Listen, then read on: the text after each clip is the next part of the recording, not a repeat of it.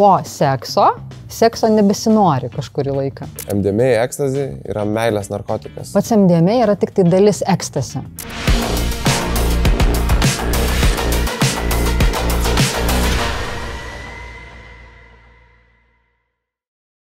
Sveiki, nebesvaik žiūrovai. Iš vienos pusės džiaugiuosi, kad rašote tiek daug laiškų apie savo patirtį su narkotikais. Iš kitos pusės nesidžiaugiu, nes tai reiškia, kad jūs vartojate narkotikus.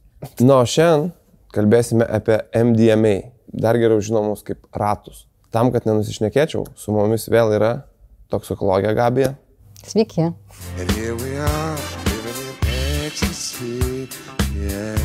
Gabija labai įvairiai žmonės vadina MDMA. Čia taip gal rečiausiai vadina, dar vadina ratais. MK. MK vadina dar. MK vadina. Dar ekstazi. Ekstazi, MDMA, nesvarbu, kaip vadinsim, šitas narkotikas yra paplitęs vakarėliuose ir vienas populiariausių vakarėlio narkotikų, ar ne? Šiaip jeigu imti statistiką, tai kokainas yra populiaresnis. MDMA jau yra, galima taip sakyti, kad pigesnė irgi versija stimuliatorių. Vis tiek, grįžkim prie to, kas tai yra per medžiaga. Tai yra stimuliuojanti medžiaga. Pats MDMA tai yra iš tų, ką mes apkalbėję esame apskritai 1 ir 2 sezono metu iš visų psichoaktyvių medžiagų, tai viena iš nedaugelio, kuri yra grinai sintetinė medžiaga. Jis neturi jokio analogo gamtoje, tai nėra nei kažkoks augalas, nei kažkoks tai kita kažkokia tai medžiaga, kur tarkim ten kiti turi ten kaktus ar dar kažką. Kuris laikotarpis yra, kai atsirado MDMA? Tiksliai tai yra 1912. Tai daugiau negu prieš 100 metų. Vokiečiai vėl pasižymėjo. Sukūrė Merkas, yra farmacinė kompanija Merck, susintezavo. Iš pradžių ten, kaip ir visus vaistus, jie tiesą pasakius, nori vieno efekto, gauna kitą. Ir šito atveju buvo, kad bandė susintezuoti kažkokią medžiagą, kuri galėtų stabdyti kraujavimą. Susintezavo, užpatentavo, padėjo į stalčiuką ir pamiršo visi. 60 metų maždaug praėjo, tai yra apie 76 metus. Yra toksai buvęs chemikas, gal taip pasakyti, yra Aleksandras Šulginas, kuris iš naujo atrado. Aprašydavo jos poveikį ir sugalvodavo, kur jinai galėtų būti pritaikoma. Ir aišku, labiausiai ieškodavo tikrai pritaikymų medicinoje. Pats pagamina, pavartoja, duoda savo žmonai, užsirašydavo jie savo kažkur tai užrašuose, tada pasikeisdavo, pažiūrėdavo, ar maždaug atitinka tie pojūčiai.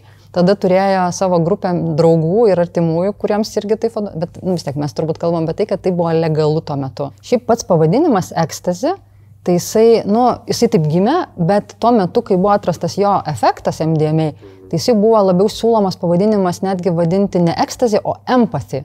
Dėl to, kad jisai sukelia empatiją, apie ką mes pakalbėsim daugiau. Jo. Klasifikacijoje narkotikų MDMA taip įdomią vietą užėmė, ne visai į vieną lentyną negalima dėti. Gal galima?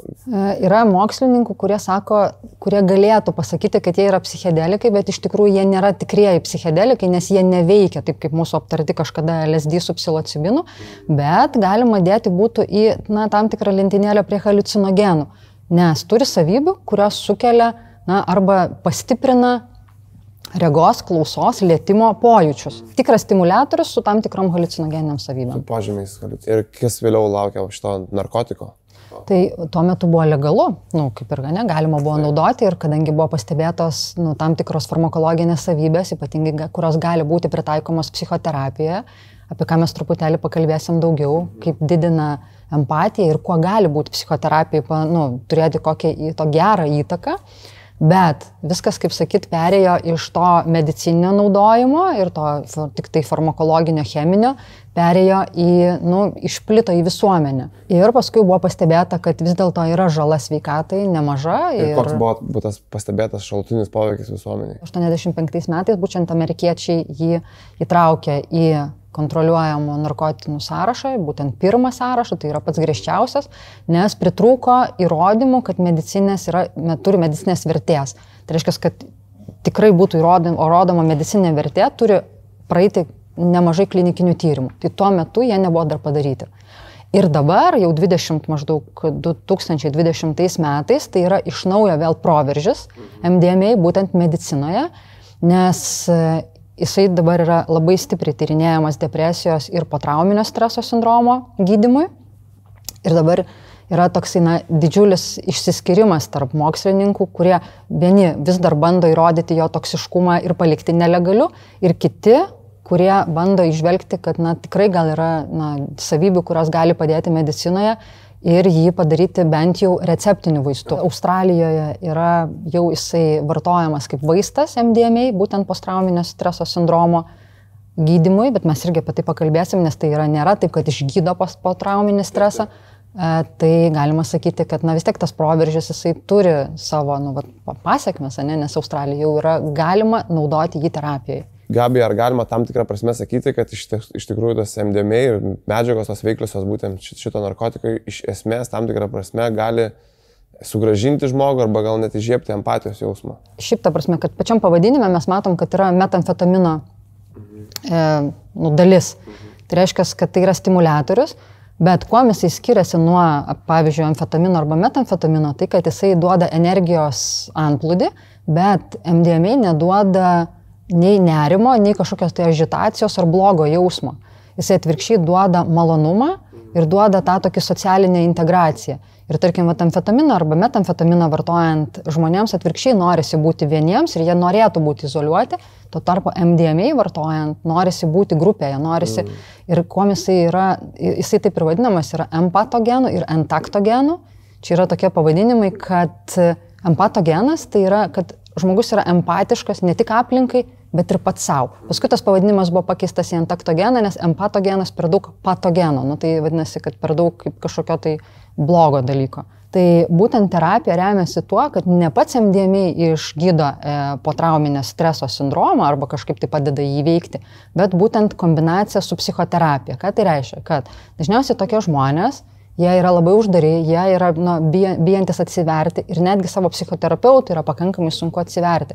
Ir pats gydymas remiasi tuo, kad kai praeina tam tikras laikas, kai žmogaus gynybinės reakcijos tam tikros nusėda ir tada žmogus užmezga ryšį su psichoterapeutu ir tam tikras išsikalbėdamas, savo tapdamas empatišku, jisai gali gydyti savo tas traumas, kurios buvo praeityje. Tai MDMA, jinai padeda sutrumpinti tą laiką, jinai padeda gynybinės reakcijas sumažinti ir kad ryšys tarp psichoterapeuto ir žmogaus, kuris patyręs yra traumą, įvyktų greičiau. Gerai, Gabi, o išvaizda pačių narkotikų MDMA, aš kaip suprantu, tai dažniausiai būna tablečių pavidalu. Ir šiaip tai esu girdėjęs, kad būna visokiausių formų, ten visokių spalvų ir tada, kad būna visokių automobilių logotipų, tada herojų, ten supermenų, visokios emblemos ir kad neva, tai reiškia ir kažkaip pasako, paliudija stiprumą to narkotiko, ar tai yra tiesa? Ar... Pati MDMA tai gali būti nebūtinai tablečių pavidalu ir nebūtinai ratų pavidalu, bet gali būti ir pudra, gali būti skystis netgi, gali būti kažkokia tai kristalinė forma. Bet anksčiau yra buvę, kad skirdavosi pagal spalvos intensyvumą, pagal spalvą pačią, galėjai nusakyti, kiek maždaug yra, kokia dozė galėtų būti. Bet dabar tai tikrai nėra pagal spalvas būtent nusakoma ir šiaip daugiau mažiau yra tam tikros standartinės dozės vienoje tabletėje. Tai aišku, mes turėtumėm turbūt išskirti irgi ir medicininį vartojimą ir tą vartojimą, kuris yra svaiginimosi tikslu. Mes praeitose laidose jau kalbėjome nemažai apie tai, kad būna narkotikai sumaišyti ir kad jie nebūna grini, ar MDMA yra vienas iš tų, kurios maišo su kažkokiom priemaišom. Pats MDMA yra tik tai dalis ekstasi. Tai reiškia, ekstazija yra medžiaga, o MDMA yra tik tai veiklioji medžiaga, kuri yra joje, bet gali būti priemaišų įvairių ir pats grinumas, jisai skiriasi įvairius, gali būti nuo 40% iki dabar, šiais metais yra tikrai vienas didesnių grinumų, tai gali būti ir 80% pačio MDMA. Bet čia vienas didesnių grinumų, čia pasaulio tyrimų visų. Europos ataskaitoje praeitų metų yra, kad toks vienas iš didžiausių grinumų, o šiaip tai gali būti įvairių medžiagų, ta prasme, nuo visiškai net nepsichoaktyvių, tarkim, ten kažkokie tai milteliai, kaip kepimo milteliai, arba kažkokia tai pudra, trąšos ir panašiai, bet gali būti ir maišoma su kitom psichoaktyviom medžiagom ir tada labai stiprus yra poveikis ir gali būti tikrai žala, nes gali sumaišyta būti ir su opioidais, ir su ketaminu, ir su to pačiu kokainu. Ta prasme, kad tada nežinai net, ko gali tikėtis. Ir rizikos tada išauga ir labai stipriai, taip. O aš esu girdėjęs, kad MDMA ekstazi yra meilės narkotikas ir manau tai susijęs su to būtent poveikiu ir gal galėtum papasakot, kaip veikia jisai, per kiek laiko veikia, kiek laiko yra tas aktyvusis, nežinau. Tai MDMA pradeda veikti maždaug per 15 minučių, jau didžiausia koncentracija yra per valandą ir, taip apie 4-8 valandas. Čia vartojant tablečių pavidalą, ar? Taip, suvalgant. Taip, suvalgant. Nes taip, teisingai galima ir susileisti iš tiesų. Ir tada dar greičiau. Tada labai greitai. Taip. Bet šiaip suvalgant įprastai maždaug valandos bėgyje tikrai padidėja pats poveikis ir jisai tęsiasi apie 4-8 valandas ir tada poveikis. Krešas. Mes jau žinom, kad dopaminas yra jau iki skausmo pažįstamas. Visiškai, ta prasme, galingas energijos antplūdis, malonumas.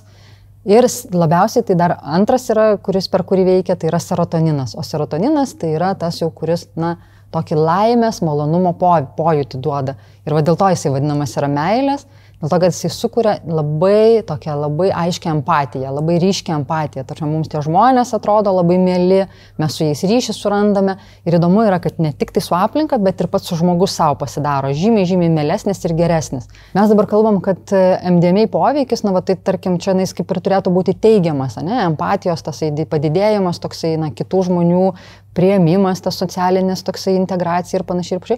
Bet tai lygiai taip pat gali būti naudojama ir kriminaliniu tikslu, nes, pavyzdžiui, aš dabar sugalvočiau, kad išvilioti, tarkim, pinigus, pavyzdžiui, iš tavęs, arba atvirkščiai, tarkim, kažkoks tikslas yra pavergti kažkieno tai širdį.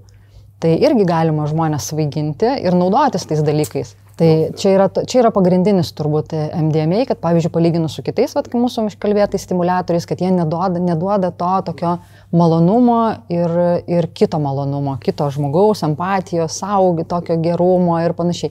Tai plus, ta prasme, kas dar yra, tai yra paaštrėja labai skonio, regos, lietimo pojūtis, ta prasme, kad labai yra malonu liestis, dėl to jisai vadinamas irgi, kad žmonės naudoja ir intimioje aplinkoje tą. Apskritai muzika, kodėl, ta prasme, taip populiaru buvo visą laiką, ir netgi šiais laikais yra muzikos tam tikrose klubuose, koncertuose, nes labai paryškėja tas, aišku, jausmas, kad tu esi visas su visais žmonėm kartu, šoki, dainuoji ten ar mėgaujasi muziką. Kitas dalykas - garsų pats paryškėjimas, muzikos paaštrėjimas. Tu jauti, pradedi jausti žymiai. Ką tik mes atsakėme 100 metų žmonėms galvos sukusi klausimą, kodėl muzika vis šudinėja. Dėl to, kad narkotikai gerėja. Kuo geresni narkotikai, to šudinesnė muzika, nes jos užtenka, žmonės įsigilina į tą šudiną. Ir kuo prastesni narkotikai, to reikia kurti kokybiškesnę, geresnę muziką. Taip ir viskas vyksta metai iš metų. Praktiškai visi narkotikai turi kažkokius šalutinius poveikius ir nebūtinai ilgalaikiai perspektyvai, ilgai jos vartojant reguliariai, bet kartais gali ir tiesiog vieną kartą pabandžius kažkokią situaciją ištikti. Tai kokia yra grėsmė su MDMA ekstazi? Labai priklauso nuo dozės. Ir kuo didesnė dozė, tuo netgi ir vienkartinio pavartojimo žala yra didesnė. Dabar pats veikimas ir žala yra susijusi su tuo, ką MDMA daro. Tai kaip ir kalbėjom, kadangi didina dopaminą, serotoniną ir noradrenaliną arba adrenaliną, tai jau reiškia, kad didina širdies veiklą, pulsą ir spaudimą. Ir kas dar, kaip būdinga iš, tarkim, kaip psichostimuliatoriai, tai yra tai, kad didina temperatūrą. Kūno temperatūrą. Kūno temperatūrą didina, taip. Tai ta kūno temperatūros padidėjimas, jisai tiesiogiai veikia smegenų ląsteles, neuronus. Tai trumpalaikis poveikis yra šiaip labiausiai susijęs su doze ir su aplinka, kurioje žmogus yra. Tai neurotoksiškumas, tarkim, žmonės kai kurie sako, ne, tai nėra smegenim toksiška, bet tai nėra teisinga taip teikti, nes ypatingai jeigu žmogus karštoje aplinkoje vartoja MDMA, yra karšta ir žmogus negali atsivesinti, tai jo smegenis kenčia. Ir labai dažna komplikacija yra, kuomet MDMA vartojant geria daug vandens, kuris neturi elektrolitų. Ir tada praskedžia savo organizme esantį natrį. Tai hiponatremija arba sumažėjimas druskos organizme yra viena iš tokių dažnesnių turbūt komplikacijų. Tai nepamiršti, kad gerti vandenį ne tik iš krano, tiesiog paprasta, bet ir turėtų būti druskos. Arba valgyti čipsus. Aš šiaip tai tarp kitko apie alaus vartojimą, tai kodėl alų vartojant, tai labai dažnai yra traukuliai, kurie būna dėl natrio sumažėjimo. Bet tai skamba, kad ir dėl ko antuliko turėtų. Tie patys vokiečiai, kodėl sugalvojo, kad alų reikia gerti su kepta duona tenais ir Oktoberfest visai ne apie tai yra. Ir breceliai, kodėl druska pabarstyti, ne? Kodėl kepta duona su druska, kodėl sūris visoks ir panašiai. Moralkių vadinamų dalykas, tai yra kitos dienos, ten tas krešas, nežinau kaip pavadinti, kai tie visi dopaminai jau krenta į apačią, kai jau gerai poveikiai baigęs, ar stipru yra nuo ekstazė, ar nieko nebūna. Jeigu medicininių tikslų vartojama MDMA, tai tokio toksiškumo ir to krešo vadinamo nejaučia žmonės, bet priklausomai nuo, tarkim, jeigu didesnė dozė ir serotonino išsiskiria ir dopamino išsiskiria daug, tai yra toksai terminas kaip Tuesday crash arba Tuesday dip, kuomet krenta serotoninas ir jisai pasireiškia būtent ne kitą dieną, antradienis būtent. Bet antradienis. Tai dvi priežastis - serotonino kritimas ir kitas yra toks pakankamai šiaip įdomus dalykas, man čia įdomus, nežinau. Yra dar vienas toksai hormonas, yra prolaktinas. Ir jisai susijęs yra su dopamino yra padidėjimas ir prolaktino yra padidėjimas. Dopamino padidėjimas ypatingai, būtent apie prolaktiną kalbant, yra pastebimas tada, kai po sekso nebesinori kažkurį laiką. Tai yra vadinamas prolaktino padidėjimas? Ja, ir tas prolaktino padidėjimas, jisai duoda tą tokį nuotaikos pakritimą, gal tai pasakyti. Tas ilgalaikis vis dėlto poveikis, tai labiausiai turbūt susijęs yra su smegenų toksiškumu, neurotoksiškumu. Tai vienas dalykas dėl serotonino ir dopamino, tai yra, ta prasme, patys aksonai neuronų ląstelėse, jie pradeda trukinėti. Ir kada tai yra, gal tai pasakysiu, aktualu, kai susirga žmogus depresija, kad paskui tą depresiją yra pakankamai sunku gydyti. Būtent, kai jinai yra... Smegenų ląstelė būna nebe tokia jautri antidepresantams. Dėl to, kad tada vaistai mažiau veikia ir dėl to daug sunkiau išgydoma. Tai kitaip tariant, yra įspėjimas, kad reguliarus vartojimas ekstazio gali jūs įklampinti depresiją, kurią yra dar sunkiau išgydyti negu įprasta. Čia yra svarbus mano momentas išgirsti žmonėms. Gabija, bet daug kas vis dėlto romantizuoja būtent ekstazį narkotiką ir pagrindė yra tai susijęs su kūrybingumu, kad iš tikrųjų daug žinomų pasaulio kūrėjų, kai kurie neva, kai kurie iš tikro vartojo šitą narkotiką, taip, nežinau, kažkokius savo impulsus kūrybinius stimuliuodavo ir sukurdavo hitus ten tiek kine, tiek muzikoje ir taip toliau, ir dėl to tai yra romantizuojamas. Ar pati pastebėjau, tai skaitydama literatūrą, ar gal ir savo kažkokią praktikoje darbe? Aš tai sakyčiau, kad turbūt iš vis daugiau netgi turbūt psichoaktyvių medžiagų yra romantizuojamos, ne tik tai MDMA. Kokainas, tarkim, iš viso turbūt neatsiejamas nuo kažkokio tai naktinio gyvenimo. Ir MDMA gal tokia pigesnė versija būtų, sakyčiau. Įperkama. Kitas dalykas, iš tiesų, netgi jeigu žiūrėti mirtingumą, nesinorėtų čia dabar sakyti, tarkim, kad tai yra nepavojingas. Bet iš tikrųjų vienas iš tų, kurių mažiausia mirtingumą sukeliančių. Perdozavimų mažiausia užfiksuota. Perdozavimų, taip. Ir aš tai esu skaičiusi tokių, gal ne visiškai mokslinių tyrimų, bet tokių minčių, kad taip, žmonės jie yra ir taip įsibaiminę, turi tam tikrų traumų, tam tikro priėmimo ir yra psichoaktyvių medžiagų vartojimas tam tikrą prasme prisidedantis būtent prie tų dalykų, kurie yra jų viduje ir tie psichologiniai išgyvenimai, psichoaktyvios medžiagos padeda jiems. Ir suprasti, ir pačiams užčiuopti, apie ką galvoja, kartais gal kažkas, kas pasąmonėje būna, tai padeda išsigryninti šitos dalykus. Skamba visai logiškai, čia tas pats kūrybiškumas, tik iš kitos pusės. Kažkaip tik liūdnai labai. O jeigu yra tokia situacija, kad jau žmogus yra priklausomas nuo to ekstazio poveikio, jisai nori to malonumo, dėl to jisai perka narkotikus, kur tik išeina iš esmės, ieško kur nusipirkti, be abejo, kad yra rizikos priemaišų, ką prieš tai kalbėjom, kaip įmanoma išlikti, kiek įmanoma saugesniam tokiam aplinkybėm ir galbūt atrasti kelią iš to. Pirmas dalykas, tai pasikartosiu vėl, kad kuo mažiau alkoholio, tuo mažiau psichoaktyvių medžiagų. Pirmas. Tada, jeigu mes kalbame apie būtent MDMA, tai yra, kad neskubėti vartoti daug. Aš ne už tai, kad vartoti.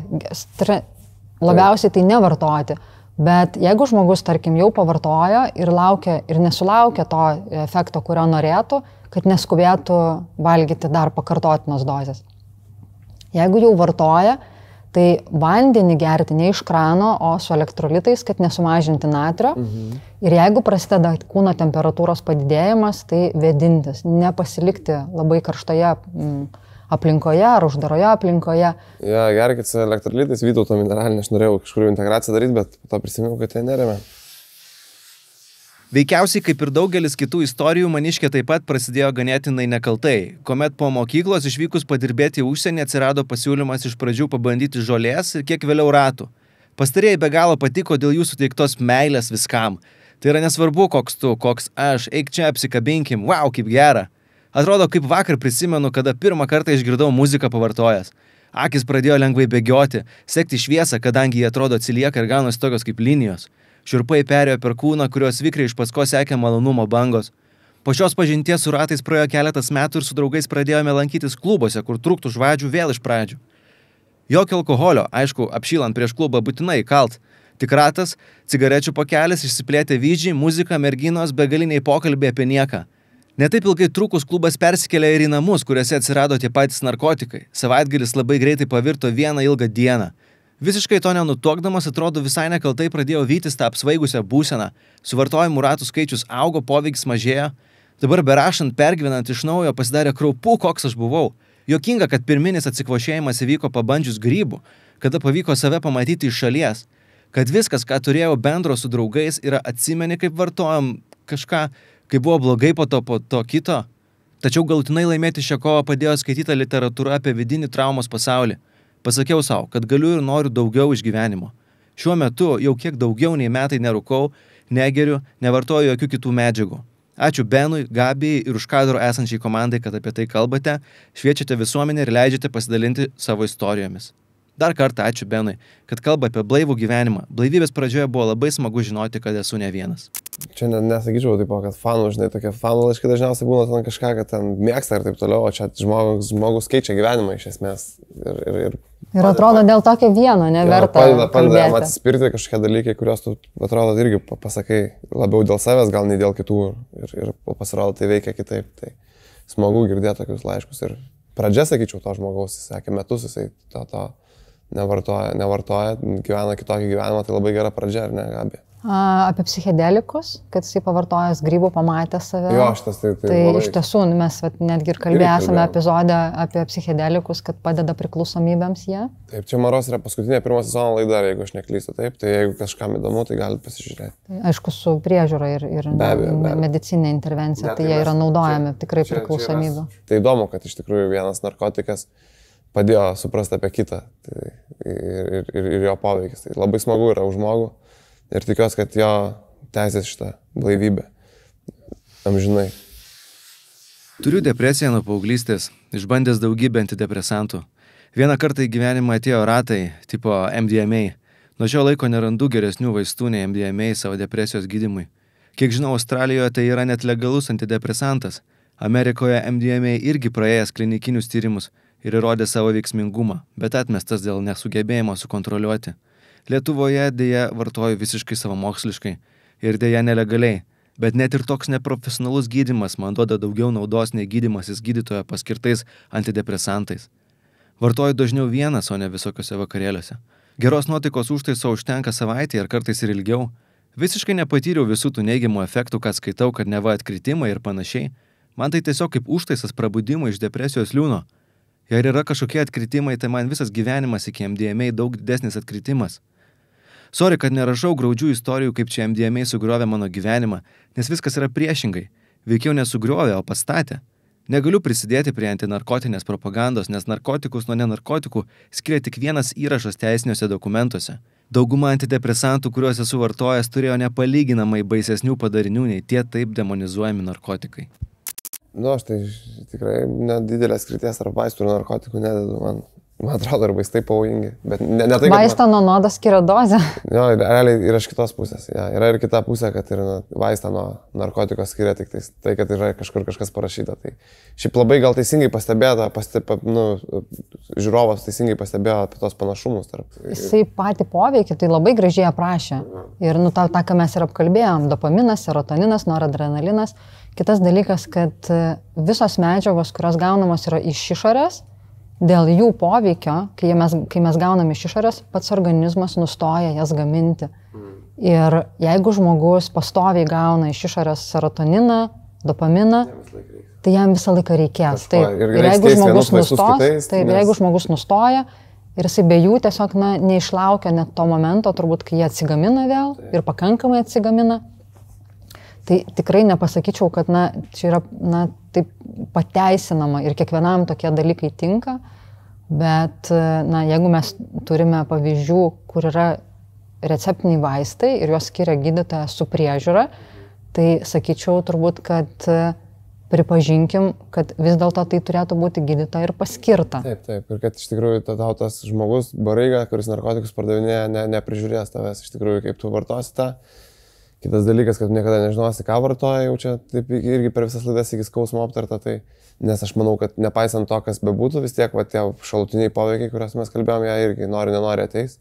Arba bent jau ateis momentas, kai nebebus tos laimės ten savaitėje, kaip prašė, nes tiesiog reiks didesnių dozių, o po to ir net tos didesnės dozės irgi jau taip tavęs nebestimuliuos ir nebeveiks tų dopaminų. Tai neatsižvelgiama tada yra į kitą žalingą pusę. Tarsi žmogus nieko apie žalą neparašė, netikiu, kad tai būna. Tai nėra vaisto, kuris neturėtų šalutinio poveikio.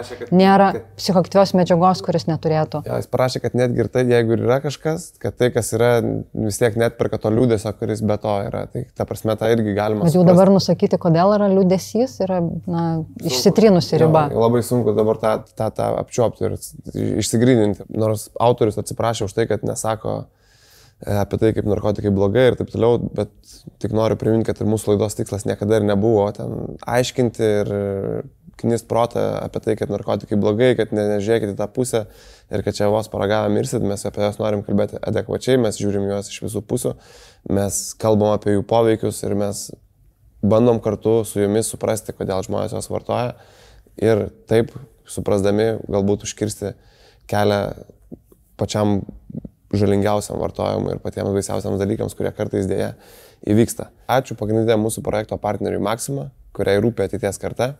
Ačiū Vilniaus savivaldybei, kad neliko abejinga ir įsitraukė į šį projektą. Ir primenu, tam, jog būtų paprasčiau kovoti su savo priklausomybėmis, nepamirškite dienos šviesa, geras maistas, geras miegas ir fizinis aktyvumas. 4 paprastos taisyklės, kurios padės jums su jų problemomis tvarkytis lengviau. Ir geri santykiai. Ir geri santykiai kokie? Su žmonėm. Ne, čia nebūtina. Ir su savim. Čia nebūtina. Susitiksim kitoje laidoje, kurioje kalbėsime apie vaistus. Tai kalbėsime tiek apie piktnaudžiavimą vaistais, tiek apie vaistų vartojimą siekiant apsvaigti. Apžvelgsime tai iš įvairių kampų, todėl bus įdomu. Na, o jūsų prašau, siųskite laiškus, siųskite savo santykį su receptiniais vaistais, tai gali būti raminamieji. Ir kokių turėjot problemų, o galbūt neturėjot, galbūt jums jie kaip tik padėjo išgyventi sunkius gyvenimo etapus. Jeigu šioje laidoje pasigėdote savo laiško apie MDMA, tai nebijokite, jūs tikrai juos išgirsite, mes juos patalpinsime savo socialiniuose tinkluose, tai yra Laisvės TV X Instagrame, jūs tikrai juos išgirsite ir apie juos bus pakalbėta, mes su Gabija juos visus aptarėm. Ačiū ir iki. Ate, saugokit save.